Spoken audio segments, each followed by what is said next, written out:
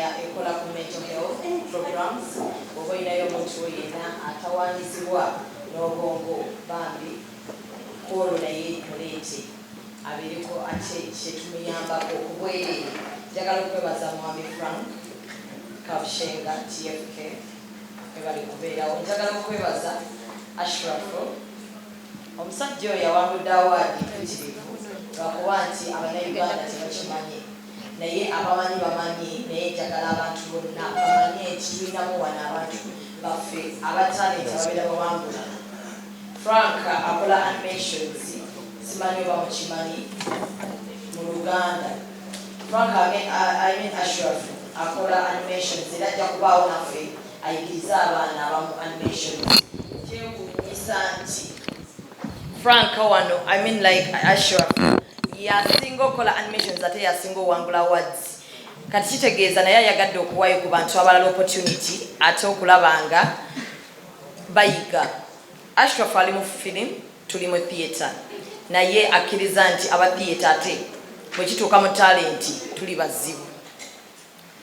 UCC njagala okwebaza Eddie Irene Kagwa webale kunzikiririzaamu ne talents endala zonna zennina. Njagala okwebaza Rwanda Airlines. Njagala okwebaza Benerabida manager ajja kunnyambako wano. Tukyalina abantu bangi abajja ku board. This is the first theatre festival. Tugiyita first theatre festival lwa nsonga nti theatre festival zibaddewo naye tezituyambye ffe ng'abavubuka. Tezituyambye ffe ng'abavubuka. Festival zibeerawo naye ndowooza abantu basinga tebamanyi na Nakaziba, tebamanyi noyo nti bamulabangako, yo make-up w'amabwa mwena temumulabangako. Esther yakola exhibition omwaka guno gwennyini era agenda kugiddamu. Esther ayambye abaana bangi basomesezza bangi era mugenda laba bakola make-up oyo kati nga bayitirivu. Tubalinamu wano ne mu house. Esther tuwubireko wali awo omwana muto tazaalangako naye talent kyekyo ali single. Tayagala nnyo kwekubako kuba tewali yali amwanjudde. So abavubuka tuli wano bangi nnyo nga sinaba kugenda wala. Njagala kwebaza omwami John Segawa wadde taliiwo wano naye mmanyi ku lunaku lwajja kubeera nange. Ebintu byonna byenkola ebirungi mbiyigidde ku mwami John Segawa. Mweyitira Daddy kubanga abantu abasinga tebamutegeera mukambwe naye ali loving, so loving. Awa abantu obudde, nze ampadde obudde, muyigiddeko ebintu bingi. In fact nze kyovola bannemerako. Nze omuzanyi bwantawaanya sikufaako because it's your talent, I have my talent. So bw'oba oyagala tukole ffenna tubeere ne target jangu tukole. Ekyo yakinjigiriza era buli wamugamba Uncle John ono nga tannajja tukoze tukyanaga nkoyegereza muleke leeta omulala. Ebyo ndabikwata. Ayina akantu kakola nakakwata era simanyi oba anaakaagala. Omuzanyi bwantawaanya simujja mu group mulekamu n'enkola empya. Because like byemwagalako byebyo because nzanguluminza okuba disciplined. Abantu abamanyi ba directors bonna benkoze nabo nkugamba nti nja kukola ne bwe naaba ndi ku ccupa nja kukola. Mpangala n'abantu abatawangadde nange abayina buzibu.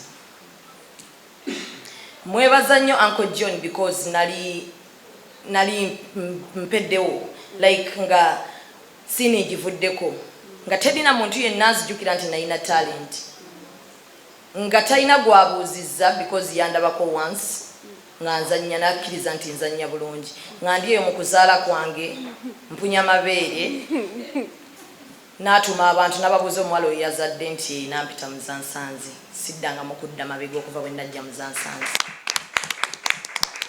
I love you Uncle John and I am going to make you proud. Abantu tebakusiimye nze nja kukusiima because I love you. Ndi kyendi because of you. Ndi kyendi kuba wakkiriza n'omanya nina talent n'ompita. Buli we mba njogera ku bantu mwogerako nnyo because ne bwe mba mwogeddeko tajja kunyiigira. He welcomed me nga bwe nali. This is the first theatre festival era lwaki mwogerako nnyo Uncle John akkiriza nti abantu abakulu abali mu theatre tebatufuddeeko ffe ng'abavubuka. Era bw'ogenda yagamba Shamim bw'oba okikola kikole nze ndi mabegawo.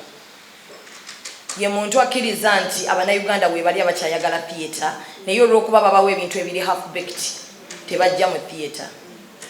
N'abagezaako okukomawo era babawa ebyo ebitasaanidde era ne badduka ne baddayo. Kati twegayirira Abannayuganda ennaku z'omwezi nga 18 mujje mulabe theatre omutuufu ow'abavubuka ab'omulembe Omutebi. Tetulinaako attachment yonna nti oba muntu mukulu yatutendesa oba ki, naye talents zaffe ne ba directors baffe be twatandika nabo abavubuka bannaffe basomye ebintu bino. Bwe tuba nga tulina ba Ashraf muvubuka, Ashraf can stand and direct. Ashraf ayagala art era ndowooza ye mutu gw'Ensoso Club agenda okupremieringira movie e Dubai ng'akkiriza n'agamba nti twala Dubai kuba tulina ebintu bino okubanga tetuli wano wokka nga tuli international. Omuntu bw'asaba emitwalo 10 mu theatre tuba tetusedde kubanga theatre tukuwa byonna. Theatre abajjayo bawuliriza, ffe tuli basomesa, kitegeeza abajjayo baba bazze kusoma. Twagala ne tukwata ku nsonga ezo eziruma Abannayuganda. Abakyala bakosebwa ne domestic violence bwe butabanguko mu maka. Abaami bachunyizibwa ate bangi. Psychological abaami bagudde eddalu, abaami baavuwadde, abaami beekyaye. Batandise okukola ebintu bye batalina kukola olw'okuba obutabanguko mu maka. Tuyina abaana abadduka bali ku street olw'okuba maama ne taata bayomba nyeeka ne yeetamwa. Tuyina abaana abachunya bazadde baabwe nga RDC bwagambye. Tuyina ba step mothers abaafuuka ekizibu. Basanga abaana ewaka babachunyanga bwe baagala. So nenzikiriza nti nga theatre tusobola okuyambako ku domestic violence. Kyensonga lwaki twalese ogwo omuzannyo. Naye ensonga lwaki tutegeka omuzannyo guno kuddamu kuzuukusa theatre eddengulu ey'abavubuka. Nga tukkiriza nti eno ye chance yaffe. This is our time to shine. Young theatre practitioners, it is our time to shine. Ba Uncle John we bayimirira kufa kwa Uncle Kato. Nsaba omugenzi Omukama amusonyiwe byamusobako twali tumwagala nnyo. Bagamba bye bali baagala mu theatre baabifuna. Gaali mayumba bagalina. Zaali ssente baazifuna. Bwe balaavu baagifuna. So bo kati baliwo kubeerawo kunyumirwa bukadde bwabwe. Bw'abazze mu theatre abazzeeyo lwa love na passion gy'alina. Naye talina budde obwo bugenda kuddamu kukyuka ku stage nga mwe mwagala abawe ekituufu kya stage. Kye yali ayagalamu yakifuna. Iffe abavubuka abasobola okuzza theatre engulu nsaba tuyimukire wamu. Nsaba tukolagane. Bwe mba nina omuzannyo ffenna nga aba theatre practitioners tugulange. Bwe nfuna abantu nga sirina theatre ebeera affected. Ali ku Bati Valley nibisambi bitereka. Bwakola omuzannyo ffenna tutagulanga bwafuna abantu nga temuli ffenna kitukosa.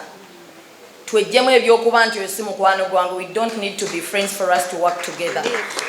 Tusobola okujoininga emikono ffenna ne tuyimusa theatre. This is our time to shine. Ensonga lwaki tugamba it is the first theatre festival kubanga eyamba omuvubuka. Omuvubuka yenna ali eyo. It is our time. It is our time. Tuyina abasomesa abasinga njagala be bavubuka kubanga batuwa ekyokuyiga. Bwe tufuna Ashraf najja ne tuleeta John Mary najja nayimirira ku board ne tugamba Sunny gwogenda okuyimirira owemu bavubuka banno biki byofunyemu okikoze otyo okubeera pasisa ne tuleetayo okwo ku bakulu ne tugamba Uncle John jangu tuyiseemu stage ennungi ozikola okyaba kyokola productions ennungi kubanze gwe mmanyi wanakola productions ez'ettabu. Kaakati ffenna theatre eba esobola okukola ki okuyimuka. Tuleme kuleeta abantu tubawe ebintu biri half baked. Tubaleete tubawe ekyo kyennyini ssente zaabwe ze basasulidde. Babeere ne value. Nsaba Abannayuganda mufunye disappointments nnyingi mu theatre. Mujje ku mulundi guno tubawe kye bayita theatre. Amanya gange ze Shamim Mayanja bangi bampita Zubeeda byansalo navaamu omusaayi mungi nnyo. Yenze Black Panther wa Ugandan Theatre ate era neita Lion kuba saagala kweyita Lioness. Ndi Lion wa theatre because nze omutima gwe nina ku theatre sisobola kuddawo ne ngugamba abantu nze njagala nnyo theatre. Nze siina mulimu mulala gwe nkola. I'm a theatre practitioner. Nje nzija ssente zange. So nzikiriza nti abantu bonna aba talent mwena abali mu theatre tusobola ofuna ssente nga tuzijja mu theatre. tukkirize nti gwe mulimu gwaffe tukkirize njagala okwebaza abaana waliwo wano abaana bangi nnyo tebabadde mu industry naye bambi bazze kitegeeza ekintu kyaffe kitandise okujjamu ebbugumu mwami Frank I want to assure you nti tugenda kukikuba on the 18th of November tugenda kukikuba tulina abavubuka bangi nnyo wano tugenda funa full house eya Serena tukkirize twemanyiize okunoonya abantu nobakakasa nti theatre ekyaliyo era njagala mubeerewo nga mugamba it's our time to shine temubeera mabega wa muntu yenna wejjeeyo wekka ng'ogamba noonya abantu bajje bandabe kubanga njagala nange kushayininga aba firimu banage tuli ba Luganda theatre ne firimu tuli ba Luganda kyova olaba ndi mu honorables ate nga honorables firimu kakati stage ne firimu tuleme kweteeka nnyo walawala tuli ba Luganda Stella Nante abantu bawubireko tuli befena mu honorables ngenda kuzanya naye kasti yange yonna yandize n'emirako wano emabega ne mulaba emijiji emito gye mbagamba yes tulina emijiji emito miyitirivu nnyo temulimu omukulu gw'ogenda kulaba bonna bavubuka ab'omulembe omutebi the cast is too big simanyi lwaki batambula mpola but bavubuka bato ab'omulembe omutebi tulinamu ba theatre practitioners ate nga bannamawulire wano b'amaanyi mu Sudan mumumanyi bulungi agenda kujja abookye ku stage ennaku z'omwezi ga 18 November agenda mamirira kati abamumanyiddeeyo jangu omulabeko ne ku stage ya Serena ate nga akikuba tuyita abantu mwenna guno omuzanyo tegulimu politics yenna gukwata ku muntu oba minister oba ani oba muntu wa wansi gukukwatako kuba buli muntu ali affected n'obutabanguko mu maka so fenna tujje tukwatire wamu tulabe nga tuyimusa abavubuka ate nga tulwanisa obutabanguko mu maka. This is the cast simanyi obeweddeyo omukyalo oyo gwe mulaba Esther Nakaziba yamukozeeko makeup sayini emweraga ebimu ku bintu ebikolebwa ku bakyala singa domestic violence mumususa ewaka bigenda kuba bingi nnyo mbakakasa nti mugenda kuyiga ate mugenda kunyumirwa kakati yesaawa mukakasa nti abavubuka bakyaliyo tukyalina amaanyi ate theatre egenda kubeerayo waggulu nziramu akagambo kaffe Stuart yasinga okukakozesa it is our time. Yeah, that's where I met her. Actually, I'm an actor as well. You all must be surprised. I'm an actor and I'm acting in the Honorable TV series. You can get to watch that on Power Magic TV and Power Magic Prime. 9 p.m. from Tuesday to Thursday. Yes. We are products of Mr. John Segal. Okay. And we're very proud of him. Yes. Nera bejokwogera ku actor Jawano. Actor Aja mu Nigeria, bamita Ken Eriks, a very humble, disciplined actor. Kitulaga kifa abali wano oyo actor fenna basinga tumwegomba kuba aludde mu industry agenda kujja atuyambeko okutusomesa. Ekirungi ndi theatre practitioner yasookera mu theatre. Ashraf yabagambye abazannyi ab'amaanyi bava mu theatre. So yensonga lwaki twaleese oyo ategeera theatre. Tagenda koma kusomesa. Agenda kuzannya mu muzannyo gwa Namukwakula. Kati tujje twawule Uganda ne Nigeria baani abasinga. Bakakasa nti tugenda kumusinga. Kubanga tulina talent. Ken Eriks are excited okujja okumeetinga aba actors and actresses abana Uganda mu abatanda bakulinnyako ku stage abaagala okujja okulaba nti mwogerako naye mujje. It is free of charge. Bino si bintu byakusasulira bannange. Mushitegedde abantu baatwagadde muri Radio 4 UCC n'abalala bangi ne bagamba abavubuka bali mu theatre bajje ate bafune mu kino. Ken Eriks ajja wano kubanga ayagala theatre. He's not paid. He's coming here because yawulira nti theatre najja. Nebanage nayimuka nengende Nigeria. I talked to the guy and he was like, wow, I'm coming because you know what, you woman, I love you. And I'm like, so ajja njagala tumwaniriza ate tumulage nti tulina empisa ate tumulage nti theatre tujagala kati wetumutuusa wali ku muzannyo tumulage nti Uganda mu talent tuli bazibu nnyo n'okusinga bwe mulowooza. Just lwakuba abamu tebabyagala naye tujja kumulaga nti ffe gye tuli ababyagala buli gwolaba wano ku kasiti gwe manya kyakola akyagala bannange mujje tiketi za $10,000 emmeeza ya $3,000,000 bookinga kati oleme kufuna traffic ku mulyango security weri nsubuga wange wali agenda bakwata bulungi nnyo ddala njagala okwebaza ab'amawulire mwe mwanzaala muli ba bro mwebale nnyo mwebalire ddala neyanziza nnyo neyanzeege nebaza abakyala mwebale kunjagala timnoka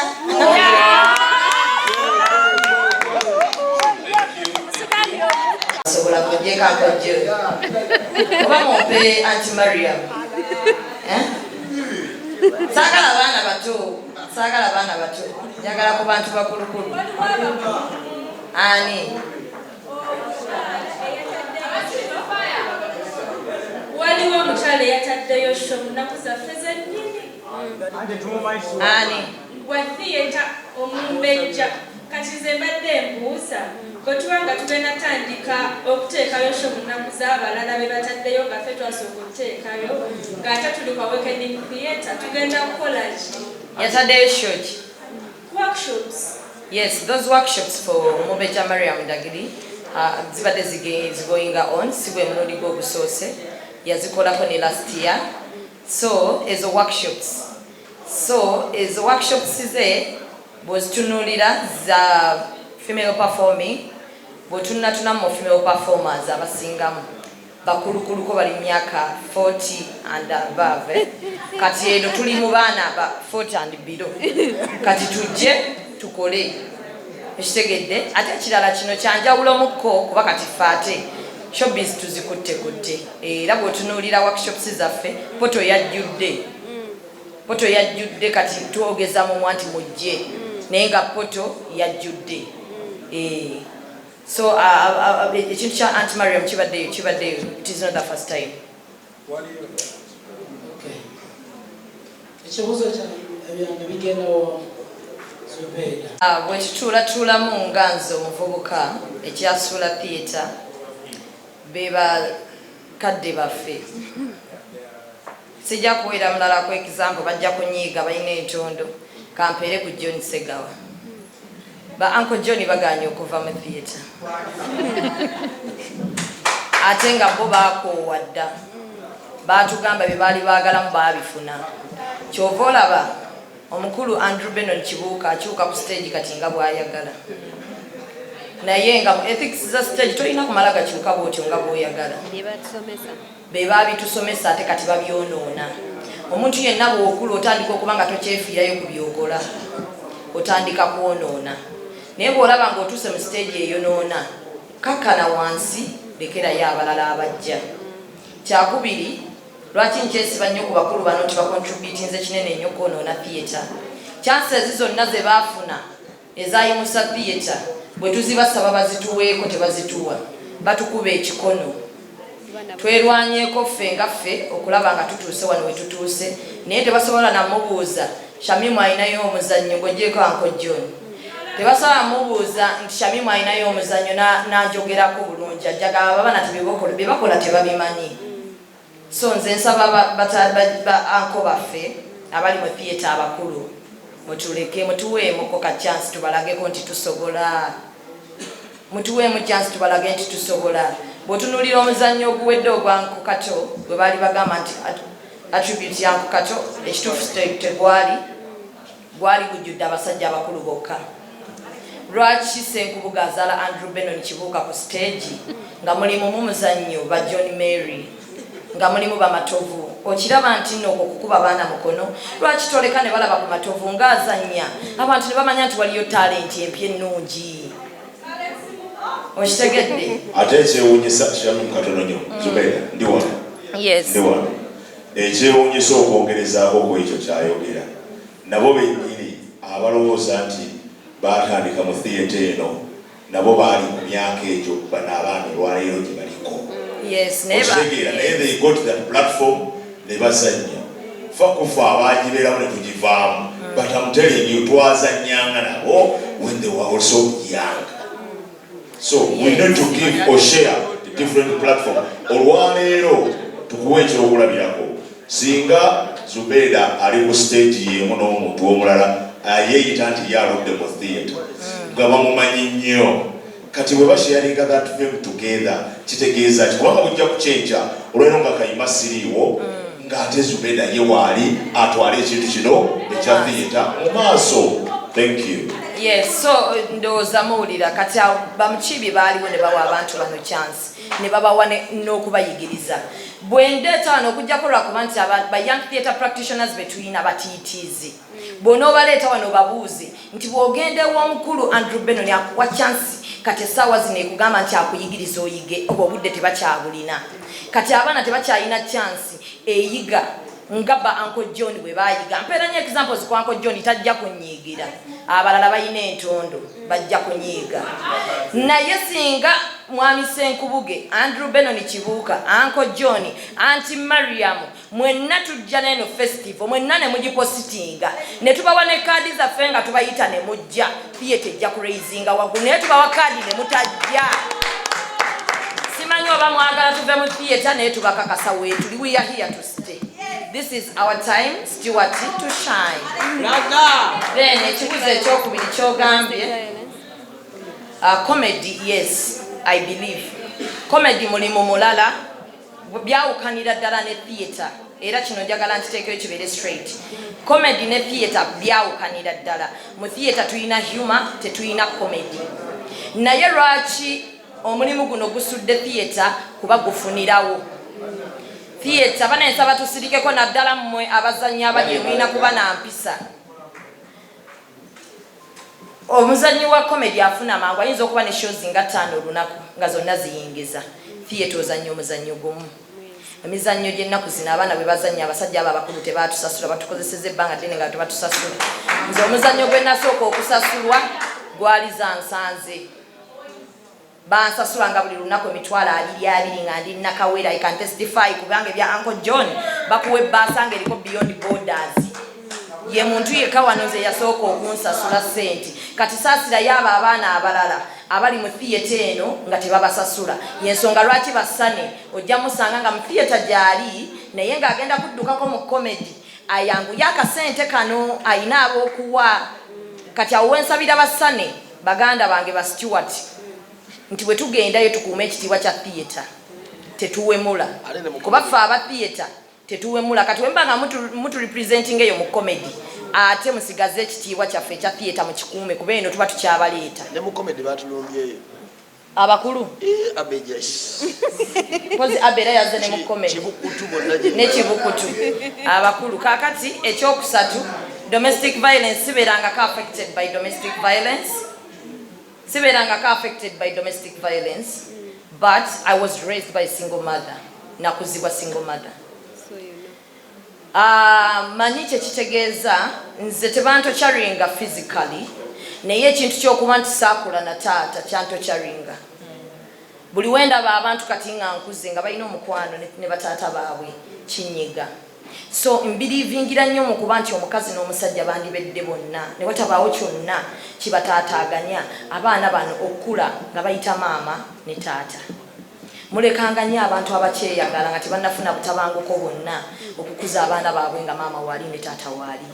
Bannange kiruma okula nga tulina taata. Kyakubiri nkulidde mu community nga ndaba abakazi be bakuba. Nkulidde mu community kati ate eno gyenzize mu theatre bakwano bange abasinga basajja babacunya balina abakazi be bawasaawo babacunya abasinga nze mbaddusizaayo mu bufumbo bwabwe ne bagamba bannange kimala omukazi agenda kuttavaayo. Kaakati mbimanyiiko mbirabako ne ngamba Bannayuganda ebizibu bye balina bisinga ku tribalism. Ntegeerekeka Abannayuganda ebizibu bye balina abatheatre be tusobola oyamba bisinga ku tribalism. Tribalism tekyaliwo wano e Uganda. Omunyarwanda awasa omunyankole nze omuganda nefumbira omunyankole. So bw'otuna mu tribalism si byebizibu bye tulina okuzanyira Abannayuganda tubatereeze naye obutabanguko mu maka bututto obulamu bw'abantu bungi. Abatheatre tuba tukola ebintu tulowooze ku biki ebinyiga Bannayuganda bannaffe. Ebintu bingi ebinyiga Bannayuganda enguudo nfu tuzannyeko ebyo.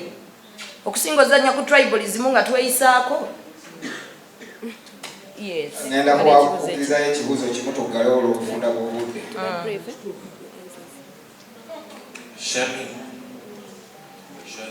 Naddala nange mbasiibule.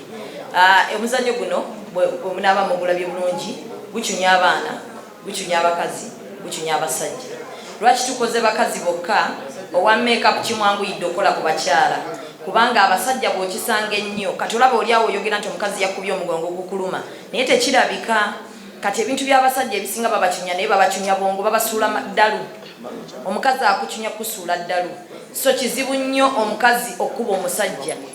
Be bakuba batiniye naye be bakyunya obwongo bangi. Kuba abakazi tuyina agamaanyi ag'okusobola okukyunya omuntu ne tumusuula eddalu nga tagenderedde. Mentally. Kyova tuyinako aba design sphere bakola ku mental health problems. Kati abasajja be basinga okwaffectingibwa kwekya, abakazi balaga nnyo physicals babakuba ne birabika. Kyova olaba tulaze bakazi naye ng'omuzannyo omusajja, omukazi n'omwana byonna bibakyunya. So neyanziza nnyo neyanzege 18 November tuli wano ku Serena Hotel Kampala okuyingira emitwalo 10 emmeeza ya miliyoni 3. Mukama mulungi yazze embeeraze. I'm by the names of Soboka Shafik Ali, RDC Nasala Municipality. I'm so happy to be with you guys here. Art is art. Biko mwana wange wezi maika kana kanka biko. Oyo mutabani wange apita kojja. Mullo entuufu. Naye Kampala nini. Nina ule mkawala kanga kana kayimirire. Salaam. Opito wanti. Mashallah. She's my lovely sister. Owechibuga. Really, this so happy. I just got caught up in this event. Of course, some of the remedies of the scholarship, Kugana, vis-a-vis are part of this industry because Kulinde Kampala. That sounds a chipchoita Mozanyo also. Mozanyo. It is all about domestic violence. We are all discussing about art. One could ask one another, what is art? Omuzungu mukafuti akatona yagamba creative profession. Creative profession. Abantu was a profession evambitabo. But you can create your own profession. Kachobola mati obane endless flow of your life. Art tewali tanda road block. Art tanda road block osalawo okome obogere muki Katonda asasire Paul Wama yona jali wamulaba nti yali mu parliament n'enkola gye yakwatangamu ebintu bye ng'ayogera ne president ne wabanga atakinze ku side eri endala nga nera tebayinza muvayo okukola ki because he was only using art. Approach y'aba artist eba andala ku le person kuba obanetali joso creating our domestic violence. This could be physical, it could be emotional, psychological, technical, or any other action of threats. So that is domestic. Ladies and gentlemen, domestic teri kubasajja ffe bwakazi bokka. Ffe tugira okusinga abakazi. So the only thing I can tell you, my lovely sister, I'm encouraging each and every person here, please don't go political. Do not go political. Political has its boundaries and brackets. You open your brackets, you have to close your what? Politics. Yagala Ghana. I'm under RDC, I support this government. Nayo usanga mu kivulu nga no one can touch you. Because nasala okwera ku ground. Choose to be with people or choose okuvimba. Biko okukubira ata immediate bali nokuleka office nzije realizing that you are one person. When you deliver ensemala ne valuing what you delivering. Be assertive. Keep continuing. Omuntu yenna ayagala okuba obutuufu oba obulungi. Never limit your journey. Omuntu abeera limited ku time bakuyitaba tokyasobola kuyitaba wotasobola kusupportinga kikopo and after days basobola okupronouncing nti okoze ki ofudde. Please always get on point. Get to relevant. Mubere on point. We've seen so many artists, music artists, really never get shining. Their failure, it is them failing themselves. Personal, bageting personal. Even no muntu kwa soma na ino kusama mungu ngako. Na uliyanga, oina kuita no. I have bodyguards, it is okay. But the bodyguard are guru. Tewala izagana kufa kwa mekwa mabili. Tell you. So just manage, just soft landing of bodyguards. But you suppose the person who's supposed to be guarding it is Allah. So don't look away from people. Always be assertive. Get on point. Flexibility, time management. Always seek advice. Don't break up your people. Abantu bangi nnyo ne batandika groups nga zino ne mutandika omuzannyo ne gukwatayo munna yate experience ono gyafunye muono n'alaba nti alina otandika ki ate nga mwena mwina the same audience.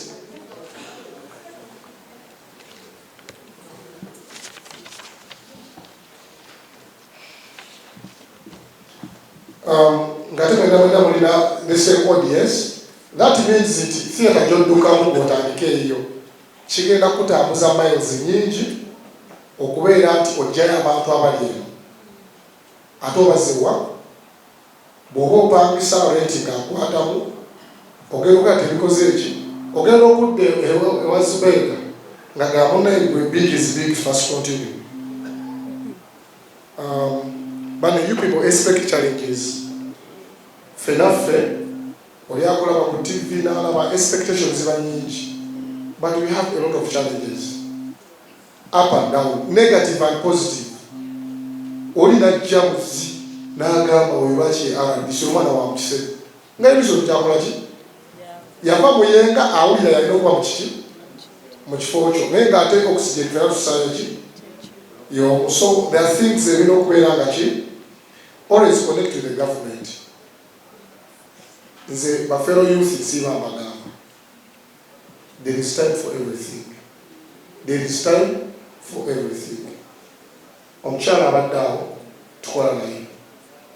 Naye nsanyuse nnyo okuba nti at least Allah yabawadde amagezi. Ffe musiramu ekigamba rabbi zidni ilman wasna fahma. Allah obanga omusamusabirira emeka Allah akuwa okumanya akwazike n'okutegeera. Edokita asobola okugenda mu theatre n'alongoosa omuntu ng'amawuggwe ge bafu. Nakola report to nabadde chain smoker. Same doctor n'afuluma theatre n'akola omule gwaki gwa sigala. Omujjako degree. Fahuma, his mode of interpretation is negative. Ategedde nti cause ebadde yaki ya sigala. Let me jump to a word called celebrity. Celebrity is a kisigiriwa biki. Nze am a celebrity at my home, not in the society. Choose where you want to be a celebrity. Bolaba nti really omukazi wo lwaki ate obeera serebu wa mukazi we ate omulaga style ate ovimba ate akuyita ate oyitaba ate omaliriza oyagala emmere kabeera kasiine ngwere nakyo oyagala ekirala ekisiigako emmere tuli ku kamera kalima ntegedde nti awagenda kubawajo nina omwana wange njagala kusembayo kagambo kange nga ngenda kubeera kati flexible tulemereko. This is our time. Tukoleki Uganda mugirabe gyevudde mulabye abantu be baali tebasuubira kubeera we bali nga bakikoze in brackets kulemerako. Amusimu biko ng'atandika bino ebintu twatulako ewaka mu miti tunga naye kati tosirya kiyaye nnyo ne alina contribution gy'ateekayo wakanga waliwo omukono kati katulinde gwe twasuubira nti kyolimu kigezi nnyo era naawe olimu okuswiti ng'onoonya muki omulimu nga tokolaki talent bazimba nzimbe talent is inborn. Omuzungu kyayita specialization. It is where a group of people or company concentrate on where one can do best. Byonna bye tugenda mu challenges tugenda kunoonya obumanyirivu bwo mu service delivery nga toliimu. So kiki enjogera ku domestic violence? Nga nabanyomere domestic violence ndi so happy ngenda kumovinga this motion to my fullest inshallah. Kubanga nze nga RDC, these are the things I always handle in my office day to day. Day to day. You violate a woman to the extent yes oli musiraamu noleta omukazi owokubiri mu nnyumba eki obusiraamu bwagamba nti omukyalo okuwulira eddoboozi lya munne kisinzirako okuteeka ekisomo ki mu bulago that night sound. Ne abasajja bajja omusajja n'agamba akyuzinga okugenda oba okusigalawo abakazi bombi mbaagala nze mbaagala mu kisenge kyange vis-a-vis gwe nayoyeko omusajja ofune kayima ayikukyalireko ewo obeere mu ddiiro nyo ekyayakoleki. So domestic violence njagadde nnyo. It is everywhere. Eri mu baana, eri mu fe abasajja, eri mu bakadde. Omwana abusinga rights z'abakadde because bakoze eki bakadde. We have seen kids forcing their parents to sell off their house. Tata okibuga bwe tuli nansala tokyasobola okutwala Masaka era tuwude ki guno omulamwa Katonda n'abawaddemu ne tufuna abavujjirizi oba message yaffe abakamera omanya abakamera amawa respect nze banzimbye I respect you people naye nga mumanyi lwaki ze kamera tiri tezinkuba. It is just respecting camera people.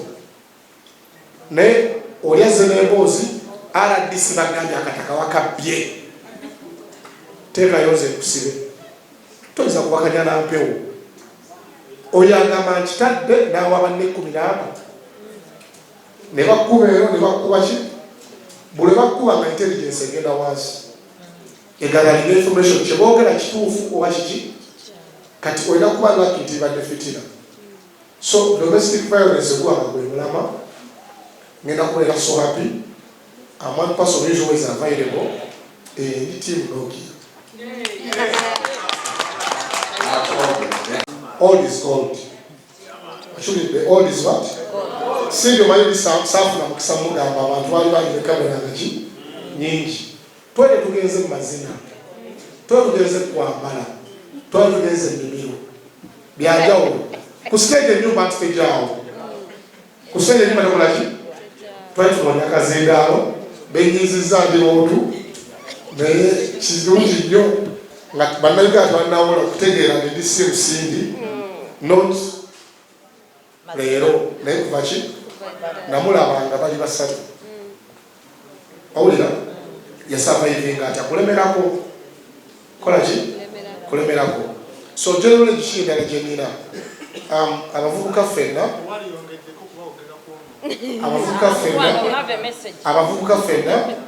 one tusupportinga obulamu bwaffe, tusupportinga ensawo zaffe, tusupportinge family zaffe. Wona obuuka ekyo ogenda kuyingira mu interest start capturing life for God and my country. Amen. Yes. No, people, I'm your uncle, but please, some kind of respect. Nkuliranga ngobudde bukyakola ki neetegekera ngezeko maato nga siswala okitegedese oninamu amaanyi. So kulanga tola n'ensi yange ono RDC ekka yakava mu ghetto mu Uganda. I'm the first ghetto RDC ate sijja mbaswaza. I'm up for results. Yes? Najja nazanti neyanze